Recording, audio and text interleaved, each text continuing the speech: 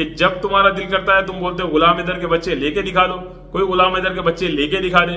किसी ने तो ये भी कह दिया कि मोमिन मलिक के अंदर अगर दम है तो गुलाम हैदर के बच्चे लेके जाके दिखा दे। कि सीमा तो 18 माह से भारत के अंदर इलीगल तौर पर बैठी हुई है, तो केस कब शुरू हुआ? तो क्या भारत की पूरी सुरक्षा की जिम्मेदारी क्या एक मोमिन मलिक सर पर आयद होती है? अस्सलाम वालेकुम दोस्तों, उम्मीद करता हूँ आप सब खैरियत से होंगे और अपनी लाइफ बहुत अच्छे तरीके से एंजॉय कर रहे होंगे। दोस्तों गुज़िश्ता दिनों जैसे कि आपने सुना होगा मोमिन मलिक सर ने जो भी अपडेट्स दी हैं, उसके अंदर एक अपडेट ये भी दी कि बहुत ही जल्द इसका अंतिम संस्कार ही कह लें कि इस केस का होने वाला है, यानी कि सीमा हैदर बहुत ही जल्द जेल जाएगी। और मोमिन मलिक सर पहले भी कह चुके हैं और अभी मजीद कह रहे हैं और इंशाल्लाह उम्मीद करते हैं। तो दोस्तों आज इस वीडियो के अंदर मैं कुछ फैक्ट्स पे बात करूंगा। जैसा कि मुख्तलिफ दफ़ा हम लोग जब बात करते हैं कुछ लोग नाराज होते हैं, जबकि हम फैक्ट्स की बात करते हैं, हम रियल बात करते हैं। जैसा कि कहा गया कि भाई सीमा अपनी मर्जी से आ गई है और सीमा ने आकर धर्म स्वीकार कर लिया है, सीमा अपनी मर्जी से कुछ भी कर सकती है। मगर देखें इंडियन लॉ के मुताबिक भी तो लॉ का वायलेंस हो रहा है ना, क्योंकि 1.5 साल से सीमा हैदर जो गैर कानूनी तरीके से इलीगल आई हुई महिला भारत के अंदर जो घुसकर बैठी हुई है, यानी कि जो महिला 1.5 साल से जो भारतीयों के सीनों पर दाल मूंग रही है, जैसा कि आप लोग कहते हैं दाल मूंगने का मतलब तो मुझे नहीं पता, मतलब सीने पे बैठी हुई है एक तरीके से ये कह लें, और धमकियां भी लगा रही है। जैसा कि एक आपने वीडियो में देखा होगा नतरपाल ने भी कहा कि एक एक को मारूंगा और मौत के घाट उतारूंगा, यानी कि नतरपाल कहता है मैं एक एक को मारूंगा मौत के घाट उतारूंगा। यानी कि आप ये देखें कितनी खुली धमकियां नतरपाल ने भी लगाई। और आप देख रहे हैं प्यारे बहन भाइयों 18 महीने से केस चल रहा है, मतलब केस तो नहीं चल रहा, 18 माह से सीमा हैदर इलीगल तौर पर भारत के अंदर बैठी हुई है। तो यहाँ पर एक सवाल ये भी पैदा होता है कि सीमा तो 18 माह से भारत के अंदर इलीगल तौर पर बैठी हुई है, तो केस कब शुरू हुआ? तो क्या भारत की पूरी सुरक्षा की जिम्मेदारी क्या एक मोमिन मलिक सर पर आयद होती है? भारत की सरहदों की जिम्मेदारी क्या मोमिन मलिक सर पर आयद होती है?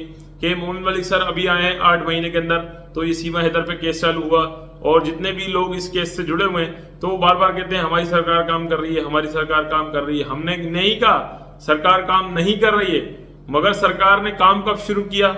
सरकार किसकी वजह से काम कर रही है? सरकार क्यों काम कर रही है? सरकार कहाँ काम कर रही है? सवाल ये पैदा होता है। यानी कि जब मोमिन मलिक सर मैदान में आए हैं तो मतलब सारी सरकारी दस्तावेजात कागजात जितनी भी चीजें थी वो मोमिन मलिक सर ने पेश की। तो इससे पहले किसने काम किया? इससे पहले सरकार ने क्या किया? तो एक सवाल यहाँ पर यह भी पैदा होता है। तो दोस्तों बात करेंगे गुलाम हैदर भाई के बच्चों के हवाले से भी कि जिस तरीके से भारतीय कानून के मुताबिक बच्चों का धर्म परिवर्तन नहीं करवाया जा सकता, ठीक है। तो मेरे ख्याल से बिल्कुल ये केस सीमा हैदर पे फिट बैठता है कि सीमा हैदर के यहाँ, सचिन लप्पू के यहाँ, नतरपाल के यहाँ जो बच्चों का, मासूम बच्चों का गुलाम हैदर के धर्म परिवर्तन कराया गया है, वो भी एक उसी जमरे में आता है, इलीगल है, गैर कानूनी है। तो सरकार ने अब तक खुद इस पे कोई एक्शन क्यों नहीं लिया? सरकार ने अब तक खुद इस पे कोई एक्शन क्यों नहीं लिया? मोमिन मलिक सर जो कि गुलाम हैदर के भारत के अंदर वकील हैं, वो जब आए तो उन सारी चीजों को उन्होंने ही सामने लाया, पूरी दुनिया के भी, भारत सरकार के भी। तो मतलब सरकार ने खुद कोई एक्शन क्यों नहीं लिया? क्या किसी को इंसाफ चाहिए होगा भारत के अंदर तो उसको मोमिन मलिक सर जितना बड़ा वकील चाहिए होगा, तब उसको इंसाफ मिलेगा। यानी कि अगर कोई छोटा वकील होगा, मिसाल के तौर पर मोमिन मलिक सर का तो एक बहुत बड़ा नाम है, एक आम वकील होगा, अगर कोई आम वकील करवा लेगा तो क्या उसको इंसाफ मिलने में इतनी देर लगेगी? तो प्यारे बहन भाइयों सवाल ये पैदा होता है। हम फैक्ट्स पे बात करते हैं, लोग हमसे नाराज होते हैं, हमें बुरा भला भी कहते हैं, पाकिस्तानी ऐसा करते हैं, पाकिस्तानी वैसा करते हैं। देखिए हम मान रहे हैं केस चल रहा है, मगर केस चला कब है? ये सवाल भी तो पैदा होता है। अगर मोमिन मलिक सर मैदान में ना आते, मोमिन मलिक सर गुलाम हैदर का केस ना लेते, तो क्या सीमा हमेशा के लिए भारत में रहती? तो एक सवाल ये भी पैदा होता है। और अगर मोमिन मलिक सर गुलाम हैदर के वकील ना बनते तो गुलाम हैदर सिर्फ यूट्यूब पर ही रोता रहता, यानी कि उसको कभी इंसाफ नहीं मिलता। तो क्या मोमिन मलिक सर के आने से पहले जितने भी लोग भारतीय हैं जो दावा भी करते हैं, कुछ एहसानात भी जताते हैं, तो क्या आप नहीं देख रहे कि आप कब से बात नहीं कर रहे इस केस पे? तो भारत सरकार ने इससे पहले मोमिन मलिक सर के आने से पहले क्या एक्शन लिया? तो एक सवाल ये भी बनता है। तो देखें फैक्ट्स पे अगर बात करते हैं तो इंसान को उसमें नाराज नहीं होना चाहिए। एक मिसाल है, मैं पाकिस्तानी हूँ, अगर आपका कोई केस ऐसा यहाँ पर होता है और आप इस बात पे उठाते हैं तो हम बिल्कुल आपका साथ देंगे। मिसाल के तौर पे अगर कोई हमारे सियासतदानों को भी बुरा भला कहेगा इस बारे में तो हमें नाराजगी नहीं होगी किसी भी किस्म की, कि भाई देखें हर किसी का अपना एक ज़र्फ है, अपना एक तरीका है। मगर कुछ लोग बिल्कुल हर बात को अना का मसला बना लेते हैं, हिंदुस्तान पाकिस्तान हिंदुस्तान पाकिस्तान, जो कि ऐसा नहीं होना चाहिए। क्योंकि देखें दोस्तों, हम लोग जितने भी लोग हैं हम हमेशा बात करते हैं गुलाम हैदर भाई के मासूम बच्चों के लिए, तो हमारी बात सिर्फ वहीं तक होनी चाहिए, गुलाम हैदर और गुलाम हैदर के बच्चे। जब हम सबका मकसद एक है, जिन जिन का मकसद एक है, हम उनकी बात कर रहे हैं जो कि सीमा हैदर के सपोर्टर नहीं है। ठीक है, जो सीमा हैदर के सपोर्टर है उनका और हमारा तो अलग है। मगर कुछ लोग ऐसे भी हैं जो हमारी सब में खड़े होकर आस्तीन के सांप बने हुए हैं, मतलब हमें उनको पहचानना है जो आस्तीन के सांप है। यानी कि वो बज़ाहिर गुलाम हैदर के सपोर्टर भी बनते हैं मगर उनका रियल में जो मकसद है सिर्फ और सिर्फ अपनी टीआरपी, अपना फेस वैल्यू, अपना चेहरा चमकाना है। इसके अलावा मैं मानता हूं कि उनका कोई और मकसद नहीं। इस केस के अंदर बहुत सारे लोग सिर्फ और सिर्फ अपना फेस चमकाने के लिए हैं और इसके अलावा कुछ भी नहीं। तो मैं ये हैरान होता हूं कि जो लोग अपना सिर्फ फेस चमकाने के लिए सोशल मीडिया का सहारा ले रहे हैं और गुलाम हैदर का और गुलाम हैदर के बच्चों का और सीमा का नाम इस्तेमाल करके सिर्फ और सिर्फ उनका मकसद अपना फेस चमकाना है, जिनका मकसद सिर्फ और सिर्फ अपना फेस चमकाना है, तो मैं उनको ये कहता हूँ शेम ऑन यू, तुम्हें शर्म आनी चाहिए कि तुम एक बाप के जज्बात से भी खेल रहे हो। इसके अलावा कुछ नहीं, कि जब तुम्हारा दिल करता है तुम बोलते हो गुलाम हैदर के बच्चे लेके दिखा दो, कोई गुलाम हैदर के बच्चे लेके दिखा दे। किसी ने तो ये भी कह दिया कि मोमिन मलिक के अंदर अगर दम है तो गुलाम हैदर के बच्चे लेके जाके दिखा दे। तो भाई अगर तुम में दम है तो तुम गुलाम हैदर के बच्चे रोक के दिखा देना कि जो स्टेप अभी मोमिन मलिक सर और जो स्टेप आगे चलकर अंसार पर निसाब लेने वाले हैं, तो फिर आप देखिएगा जिसमें हिम्मत है तो फिर वो रोक के दिखा दे। ठीक है, बात यहाँ पर हिम्मत और ना हिम्मत की नहीं है, बात यहाँ पर है हक की और सच की। और एक बाप जो अब तक अपने बच्चों के खातिर इतना तड़प रहा है, इतना तरस रहा है, उसकी तकलीफ भी मेरे ख्याल से अगर आप लोगों के सामने हो तो नहीं देखी जाएगी।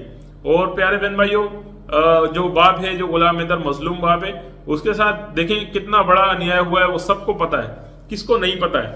सबको पता है। मगर कुछ लोग हकीकत से मतलब नहीं जानना चाहते, कुछ लोग हकीकत को जानकर भी नहीं जानना चाहते, कुछ लोग हकीकत जानकर भी समझना नहीं चाहते। तो मैं उन लोगों को कहता हूं कि फिर आप डूब के मर जाएं, इसके अलावा कुछ नहीं। कुछ लोग जो गलत लोगों का सपोर्ट करते हैं, लाइव में जा जाकर लोगों को ये कहते हैं कि आप ऐसा नहीं करें, इस साइड से उस साइड से, वो कुछ नहीं कहते। यानी कि अगर कुछ लोगों का झगड़ा या फसाद हो रहा है तो एक साइड वाले को समझाएंगे कि आप ऐसा नहीं करें, दूसरे वाले को नहीं समझाएंगे। तो इससे समझ में आती है मुनाफकत। ठीक है दोस्तों, तो मुनाफकत हर जगह पर होए, हर मुल्क में, पाकिस्तान में भी है, हिंदुस्तान में भी है, मुस्लिम्स में भी है और हिंदूज में भी है।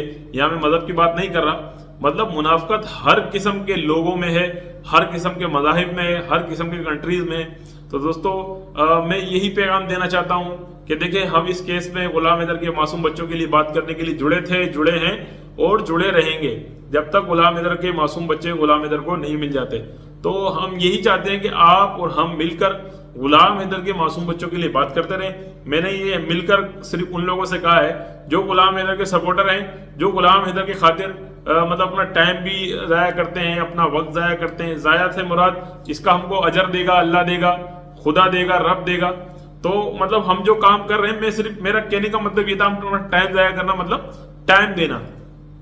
जो लोग गुलाम हैदर भाई के लिए अपना टाइम निकाल के, कीमती टाइम निकाल के बच्चों के लिए बात करते हैं, हम उनको सलाम पेश करते हैं और सलूट पेश करते हैं मोमिन मलिक सर को, अंसार बनी साहब को और जितने भी लोग भारत साइड से बिलखुसूस जो गुलाम हैदर के बच्चों के लिए बात कर रहे हैं। मगर जो लोग अपना कुछ मतलब आजकल अंदाज बदल चुके हैं, अपनी आंखें बदल चुके हैं, आंखें मत्थे पर रख चुके हैं, मेरा हरगिज उनसे कोई कहना नहीं है, ना मैं उनका कोई शुक्रगुजार हूँ। और जो लोग पहले हमारे खिलाफ बोलते रहे, बकते रहे, तो लिहाजा वो भी अब अपने कान खड़े कर लें कि पहले जिन जिन की हम रेस्पेक्ट करते रहे, हमें मुख्तलिफ जगहों पे लानते भी दी गई, तो अब हम किसी का लिहाज नहीं करेंगे। ठीक है, ना कोई रेस्पेक्ट करेंगे, यानी कि जिनसे हम रेस्पेक्ट कहते थे, बड़ा मानते थे, बड़ी मानते थे, अब हम कोई रेस्पेक्ट नहीं करेंगे। तो जैसा हमें कहा जाएगा वैसा ही उससे भी डबल जवाब मिलेगा। तो अब हम सबकी रेस्पेक्ट अब नहीं करेंगे। जितनी कर ली थी रिस्पेक्ट कर ली।